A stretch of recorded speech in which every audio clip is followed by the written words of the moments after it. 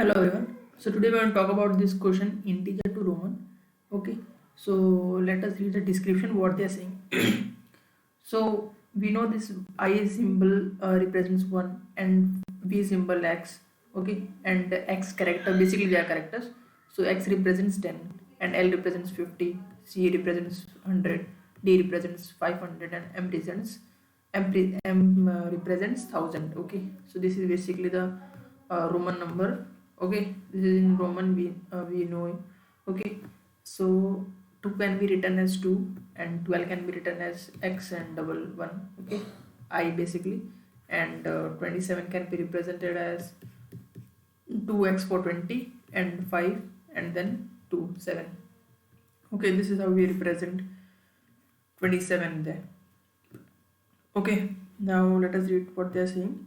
Roman numbers are usually the largest from left to right, however not for the 4. 4 can be represented like this. Okay, instead of 4 written as this, because 1 is before the 5, we subtract it by making 4. Okay, so this is basic principle that we used to know. Now let us see what is the problem statement there. Let me erase all this and let us scroll down. So here they are given examples.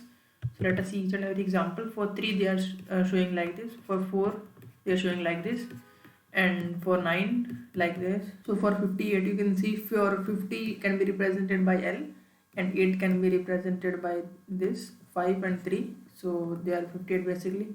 And for 1994, okay, 1994 you can see M is represented for 1000. Okay, and CM is represented for 900.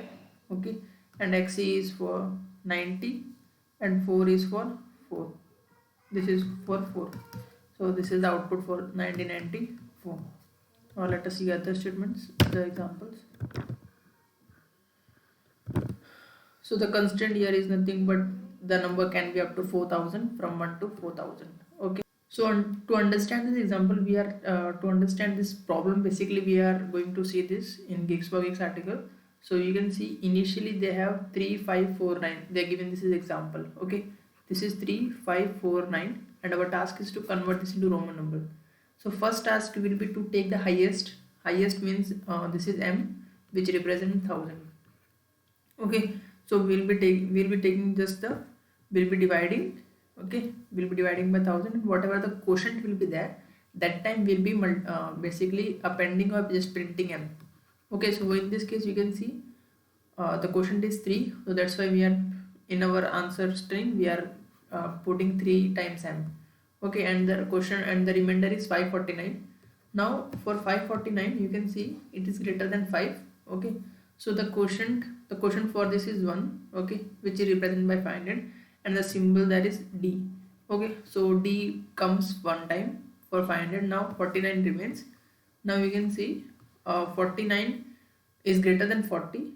Okay, so for 40 we know how we represent X into XL. Okay, so that is for 40 XL. Okay, and what now remains? Now remains 9 only. Okay, so 9 can be represented as nothing but 1x. So this is the output which we got from this. Okay, so let us see further what is the step. So this is the answer which we are going to have at the end. Okay, so this is the output. So we are going to see, we are going to use basically the same approach. Now your task is to pause the video and try to write the code by yourself.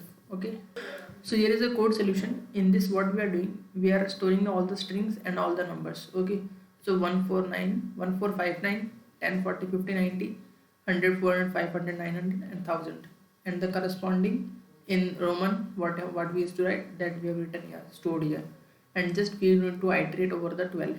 Okay, this 12 integer, basically 12 values. Okay, so starting from the maximum value which is 1000. So we have already seen the example of 3 4 5 9 or something like that, and we want to divide that number by 1000. So first our it will be divided by this number I. Okay, numbers I. Okay, it will be divided, and whatever the quotient will be there, that we are storing in X. Okay, this x runs how many times? The number of quotient times. Okay, suppose the quotient is 3, then it will run 3 times, and at 3 times we are going to append this in our resultant string. Okay, that is res. Okay, resultant. and that when time we are going to basically store that value, and we are going to divide that number, and whatever the remainder is remaining here, that we are again updating as a number. So we are doing num equal to num modulus number I. Okay, so this is the basic step, and at the end we are just returning the result. Okay, so that's it for this video. If you got the code, then just go and subscribe to the YouTube channel so that you can come to know the latest updates from this channel. Thank you for watching, guys.